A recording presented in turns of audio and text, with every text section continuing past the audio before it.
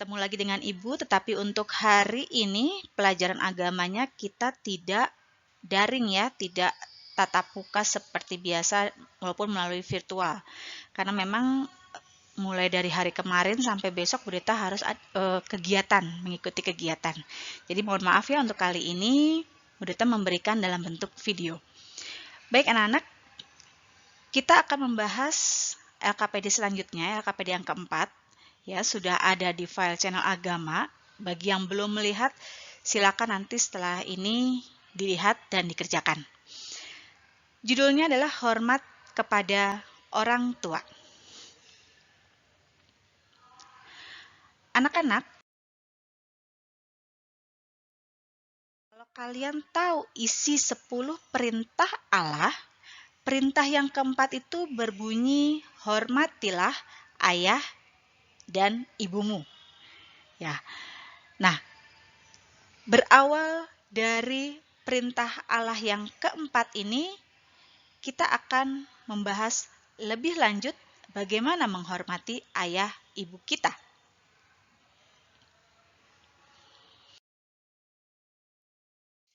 Banyak hal yang bisa kita lakukan untuk kita bisa menghormati ayah dan ibu kita, ya. Contohnya misalnya dengan kita bersama-sama beribadah, berdoa bersama dalam keluarga, kita hormat kepada orang tua dengan beribadah dengan baik, gitu ya. Mengikuti apa yang mereka katakan, gitu ya, mendengarkan nasihat mereka. Contoh lainnya juga, kita mau melayani mereka. Melayani dalam arti bukan seperti mbak di rumah atau seperti apa. Jangan pernah merasa seperti itu, karena melayani itu sama seperti Tuhan Yesus melayani para muridnya, kita juga mau melayani siapapun. Contohnya ketika ayah pulang kerja atau papa pulang kerja, kita mau membawakan minum atau membawakan tasnya atau apapun yang bisa kita lakukan. Contoh lain, mungkin ketika mama sedang masak di dapur, kita mau membantunya, bukan malah merepotkannya, ya, tapi mau membantu. Ya minimal kalau kalian belum bisa masak, mencuci piring atau apapun yang bisa kalian lakukan. Atau juga misalnya membantu pekerjaan rumah. Contoh lainnya, kita berpamitan kepada mama, kepada papa, kepada ayah, kepada ibu kalau kita mau pergi kemanapun tidak bersama mereka. Contohnya kalau kita masih sekolah dulu tuh, kan pasti kalian ke sekolah, masuk ke kelas kan tidak bersama orang tua ya, walaupun diantar sampai gerbang sekolah. Nah, ketika kalian harus berpisah dengan orang tua, ya jangan lupa untuk berpamitan kepada mereka. Ya, entah itu mencium tangan mereka atau misalnya mencium pipi dan segala macam yang bisa kita lakukan. Contoh lainnya juga, kita bisa berolahraga bersama, ya, dengan mama papa. Artinya ketika berolahraga bersama, misalnya lari bersama, ya jangan kemana-mana, jangan tiba-tiba kamu belok sendiri sampai mama papa bingung mencari kamu, ya jangan sampai seperti itu ya. Jadi banyak hal yang bisa kita lakukan dalam menghormati orang tua kita, ayah dan ibu kita. Nah, banyak kebaikan orang tua yang sudah dilakukan untuk diri kita. Banyak sekali, mulai dari mamah melahirkan kita, ya merawat, membesarkan, segala macam, sampai sekarang menyekolahkan dan banyak hal. Nanti silakan kalian temukan kebaikan-kebaikan orang tua yang kalian dapatkan, ya nanti boleh ditulis dalam LKPD-nya. Nah, kita juga perlu melakukan perbuatan baik juga kepada orang tua sebagai timbal balik, sebagai balas budi kita kepada orang tua. Temukan juga perbuatan-perbuatan baik apa saja yang bisa kalian lakukan untuk orang tua. Oke.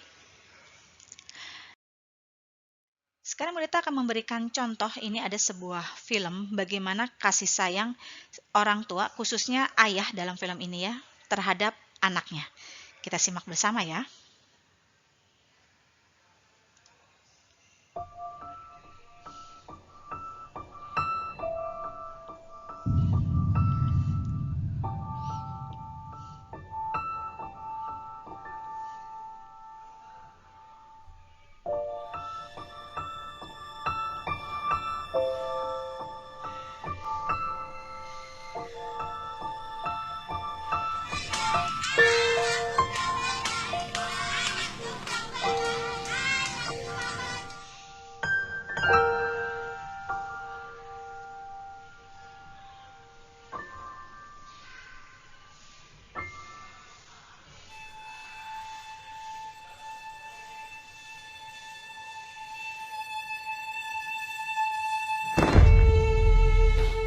jelek, murah. Kamu ngerti gak sih perasaan aku? Aku mau stay hidup miskin.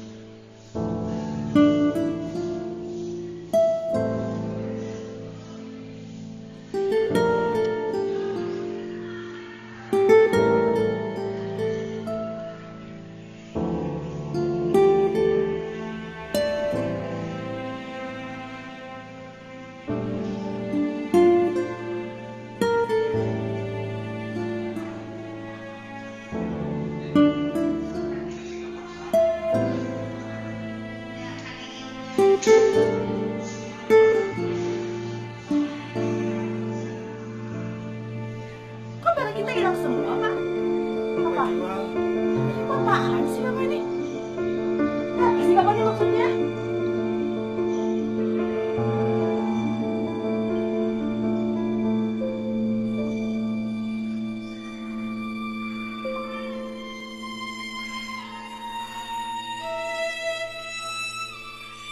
Papa beli nasi, makan dulu.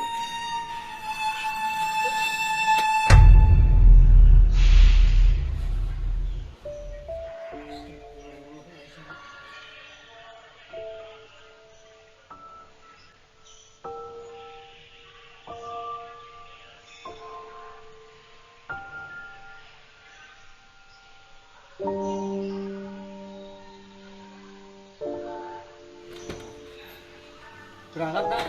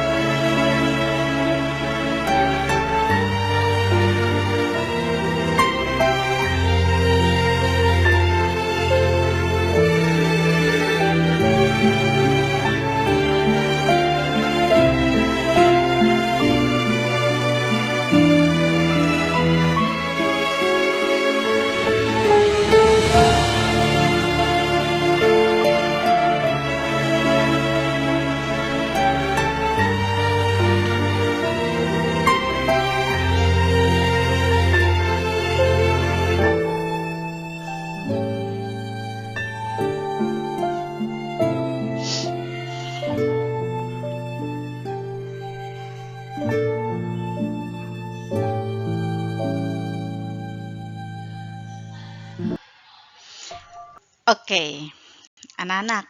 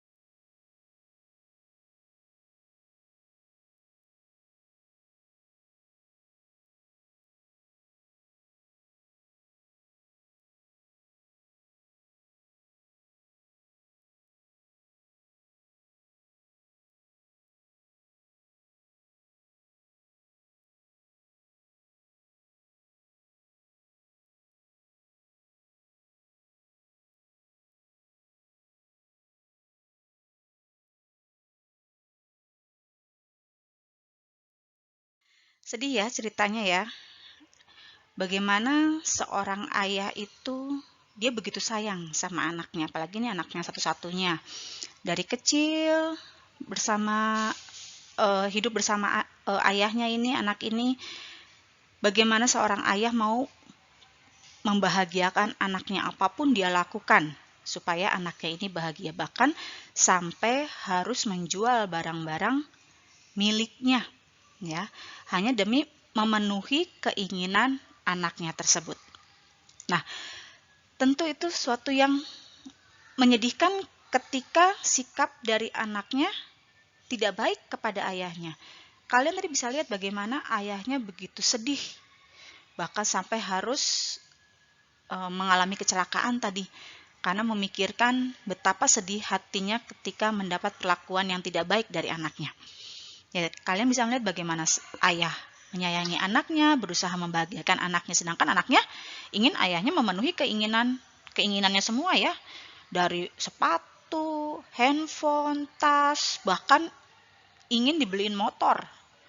Tapi sayang sekali anaknya ini kurang memperhatikan ayahnya tersebut. Ya. Padahal seharusnya sebagai seorang anak, sikap yang ditunjukkan bagaimana dia bisa menyayangi ayahnya tersebut. Walaupun dengan situasi atau kondisi yang terbatas ya, karena mereka bukanlah orang berada, bukanlah orang yang mampu gitu ya. Tapi bukan berarti kalau orang itu tidak mampu dalam hal kekayaan, bukan berarti tidak bisa menyayangi ya. Seharusnya anaknya ini mau menyayangi ayahnya. Tahu keadaan ayahnya bagaimana, ayahnya sudah berjuang mati-matian, sudah berusaha supaya anaknya bisa hidup baik ya. Dan tahu kondisi ayahnya yang hanya seorang supir bajai. Kenapa Bunda bilang hanya? Karena memang pemasukan atau uang yang didapat itu pasti tidak akan sebanyak kalau ayahnya itu seorang pekerja kantoran atau bahkan memiliki usaha sendiri, gitu ya. Tapi dengan pekerjaannya sebagai supir bajai, ayah ini berusaha untuk bisa membahagiakan anaknya. Dan anaknya ini seharusnya membantu ayahnya. Membantu bukan berarti harus dia mencari kerja juga, tidak.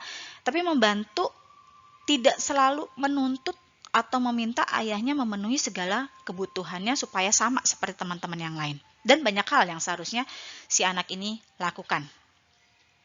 Tapi dari tayangan tadi bisa kita lihat bagaimana seorang ayah atau orang tua itu selalu memberikan kasih sayangnya kepada anaknya, apapun bentuknya. Ya, banyak perjuangan-perjuangan yang mereka lakukan yang seringkali kita tidak tahu untuk kehidupan kita. Begitu juga dengan ayah ibu kalian. Nah, sekarang kita akan lihat dalam kitab sucinya ini ada dalam Perjanjian Lama, kitab Sirach ya. Dan yang di bawahnya itu dari Perjanjian Baru, surat Rasul Paulus kepada umat di Efesus. Kita lihat dulu yang di kitab Sirach yang di atasnya ya. Anakku, tolonglah bapamu pada masa tuanya. Jangan menyakiti hatinya di masa hidupnya. Pun pula kalau akalnya sudah berkurang, hendaklah kau maafkan, jangan menistakannya sewaktu engkau masih berdaya. Kebaikan yang ditunjukkan kepada Bapa tidak sampai terlupa, melainkan dibilang sebagai pemulihan segala dosamu. Pada masa pencobaan, engkau akan diingat oleh Tuhan, maka dosamu lenyap seperti air beku yang kena matahari. Serupa penghujat, barang siapa meninggalkan bapanya, dan terkutuklah oleh Tuhan orang yang mengerasi ibunya. Nah, kitab suci mengingatkan kepada kita bahwa kita tuh harus selalu menolong orang tua kita, terutama pada masa tuanya. Jelas kalau mereka sudah tua, kita kan sudah dewasa.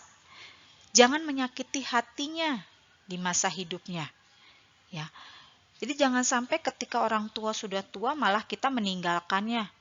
Mereka mengalami kesepian, mereka mengalami kesusahan, apalagi kalau udah tua.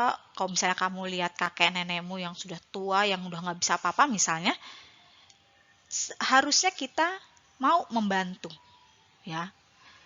Ingat, ketika kita bayi pun orang tua selalu merawat kita. Nah, hendaknya kita pun mau merawat orang tua kita, terlebih ketika mereka sudah tua.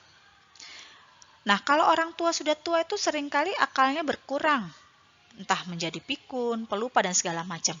Ya, seharusnya kalau mereka lupa, kita harus mau memaafkan. Jangan berpikir dari sisi kita yang masih ingat segala-galanya terus malah memarahi orang tua kita. Ya, itu tidak boleh, ya.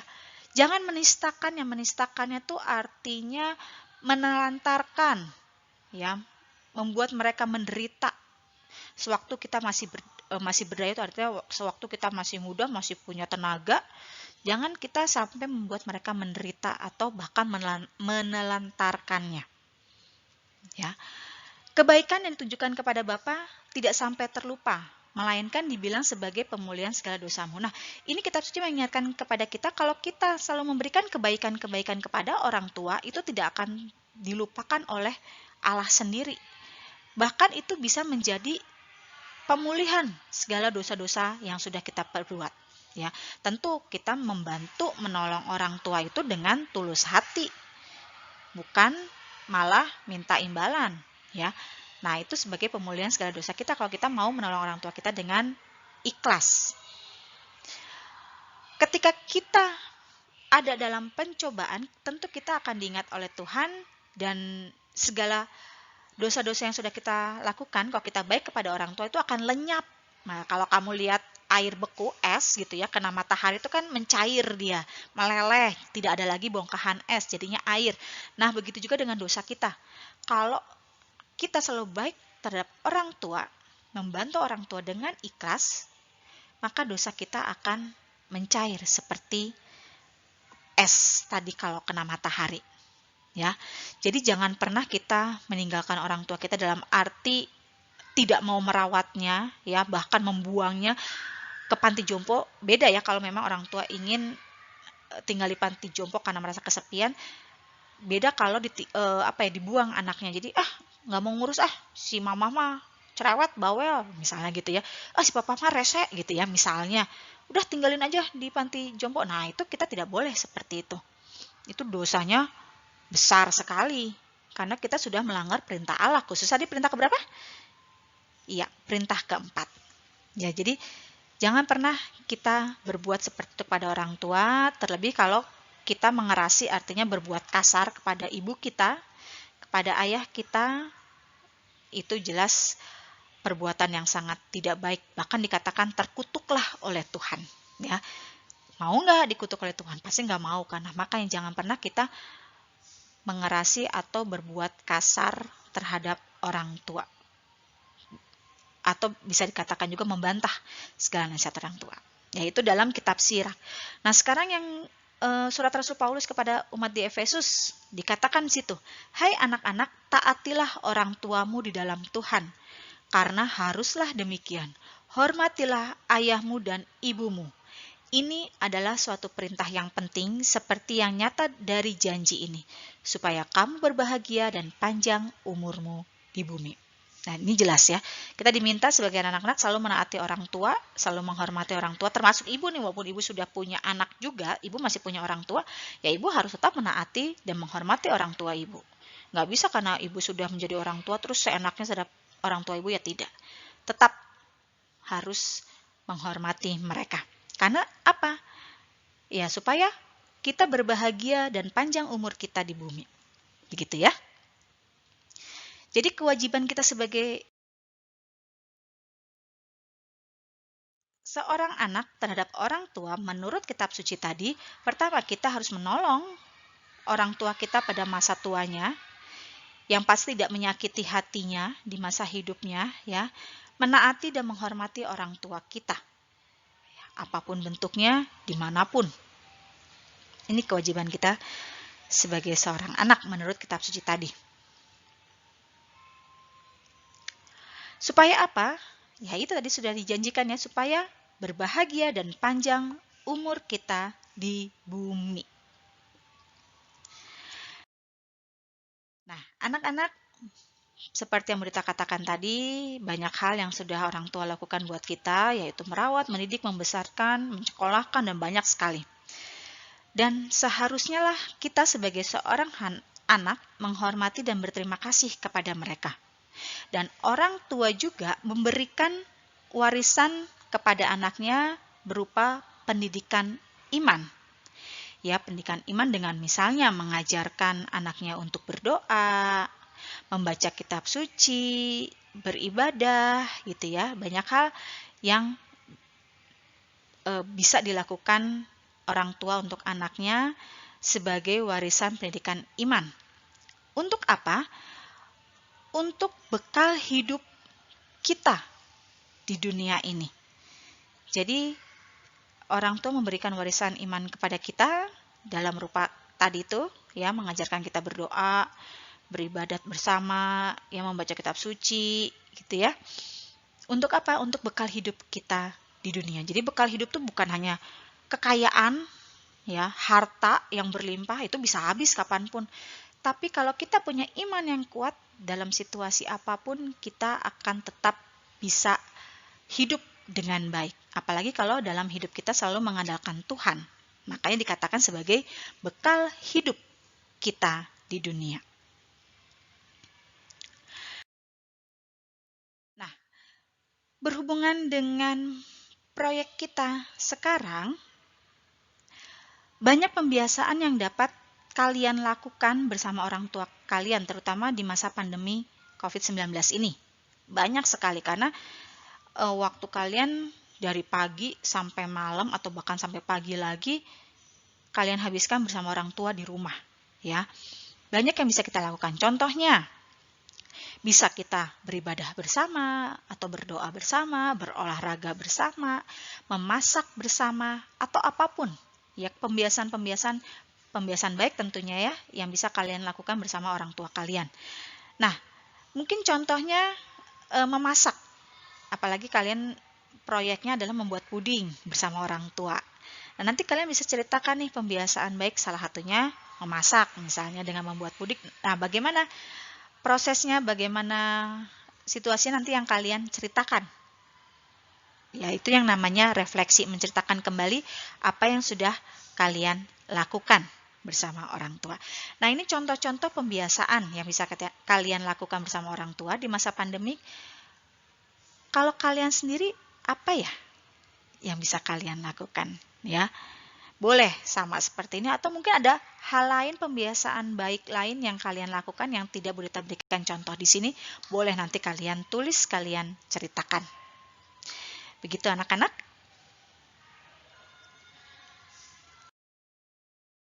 Terima kasih atas perhatian kalian, ya. Nanti setelah ini silakan kalian kerjakan LKPD keempat tentang hormat kepada orang tua. Tidak perlu dikumpulkan seperti biasa, tapi perlu kalian kerjakan. Pertemuan berikutnya kita bisa membahas LKPD ini. Begitu ya. Selamat belajar, Tuhan memberkati kalian selalu. Selamat pagi.